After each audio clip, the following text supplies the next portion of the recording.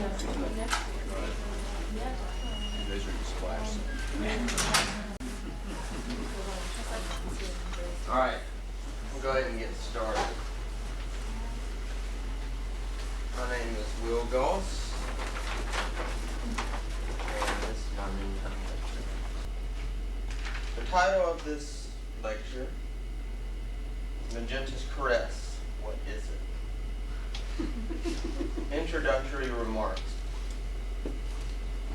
What is Magenta's Caress? In the next hour, we will ride on a roller coaster around the curve of that question mark until we reach the end, which is a point, but not an answer. And I realized I wasn't making the movie that I had set out to make, but like some strange mutation on a sitcom or an episode. And this was a surprise to me, and because I was thinking my influences were movies when really what was getting through was more of a television aesthetic. So I started thinking about television and sitcoms as these, this world where stories are packaged for consumption without the aftertaste of confusion. And I quickly realized Magenta's Caress is all aftertaste. It is populated by types of characters, all equally bizarre, and they constitute my vision of how people might behave. If it is a critique of the sitcom, is a gentleman tempered by an adolescent adoration of the medium. It is to me a comedy, and its goal, like my favorite comedies, is to break open the crusted shell of language and find the pearl. Or as Vladimir Nabokov says in his story Lance, myths have become so firmly entrenched in the radiant sky that common sense is apt to shirk the task of getting at the uncommon sense behind them. Immortality must have a star to stand on if it wishes to branch and blossom and support thousands of blue-plumed angel birds, all singing as sweetly as little eunuchs. Magenta's Caress 1 led me to Magenta's Caress 2. This one I made outside of these hallowed halls in Georgia, and I made it with a bunch of my friends basically, and over the course of a few months. It's also a feature. I'm going to play one scene called Nuts and Bolts. Lights, please.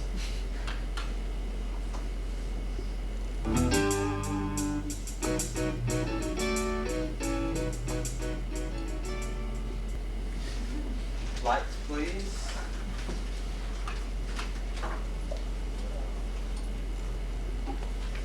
Go. Like I said, Magenta's Caress 1 led into the second one. At this point I realized that this was going to be an obsession, and I was just going to keep doing it until I couldn't do it anymore. And I'm still doing it. So I made the sequel in Athens, Georgia while I was recovering from hip surgery and had both my hips replaced several months before. And this fact might not influence how you read the work, but surely this biographical information is meaningful. I think it is. So one thing I want to talk about with this movie was how I made it, which is significantly different than how I've made work since this time.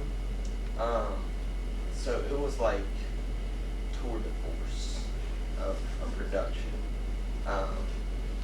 Not saying that it was a tour de force. Obviously there are things about it when I watch it that I don't like. But I think it captures this summer for me and for the people who made it, and hopefully guys can get a sense of, or would get a sense if you watch the whole thing, of what it looked like.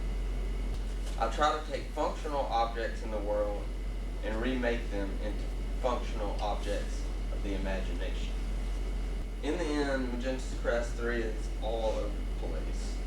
It's a film noir, a melodrama, a found footage piece, an animation, an investigation of the motion picture medias. I use VHS, mini DV, HDV, Super 8. And I even did all the audio in the piece I'm about to show you on an analog reel-to-reel tape machine.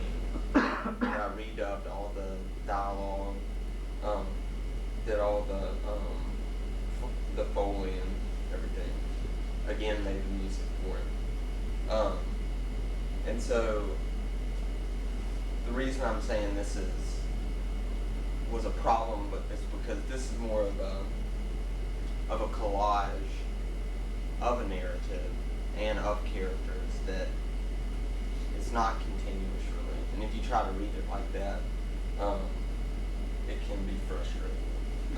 Or it can be fun. Like some people are just willing to like go with whatever new happens. And that becomes part of the pleasure in watching with them. Or what I see Magenta's Caress as being is a collection of poems held together by a loose narrative, not a narrative punctuated by poetic moments. The sequence is not as important as the individual episodes where different topics are addressed, let's say. To view a work like this, I think it's really difficult in a theatrical space, but it makes a lot more sense online, which all these are online, where you can skip from scene to scene, you can rewatch scenes, so it turns the experience into something more like reading.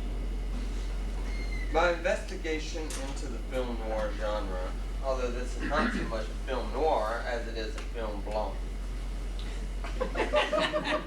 The scene is inspired by Raymond Chandler, to me the master of the genre. In Chandler's world, characters battle with words more often than they do with fists, and of course, most of the memorable witticisms come from his anti-hero, Philip Marlowe. After yet another encounter with a gorgeous woman, Marlowe says she was a blonde to kick a hole in a stained glass window. In my own writing, I strive for sentences like this, minus or sans the objectifying vibe.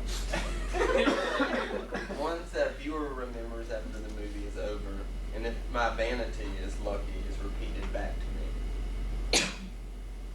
To kind of sum up what I've been saying and suggesting about my own work, I'll say that all of the Magenta's Caress pieces in the past and probably the ones to come, their success depends on the earnestness of the attempt, not on a suspension of disbelief. It is not ironic in the least or purposefully bad, whatever that means. At its heart, it is a quixotic endeavor whose maker is impervious to the skepticisms of his viewers.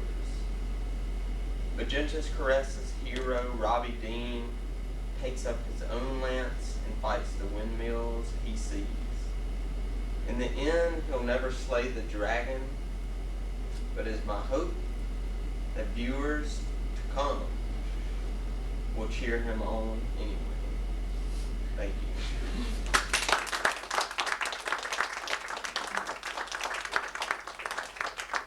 People say this is unrealistic, but like, you could very well speak like this if you wanted to. and I do sometimes. I mean, it's not sustained, I guess, as a piece, but like, the idea for poetics and every day is there. And most of this work is not like Hamlet type situations where it's important things that are happening, but it is like these everyday things. And he's talking about his own handwriting, trying to make that special. You make something and then somebody labels it. And at first, like, labels can be really exciting because you're like, oh yeah, it's a sitcom. That's awesome. Like, I'm gonna make this weird sitcom, and then you start thinking like, well, all the conversations I'm gonna have now, from now on, are gonna be like in this,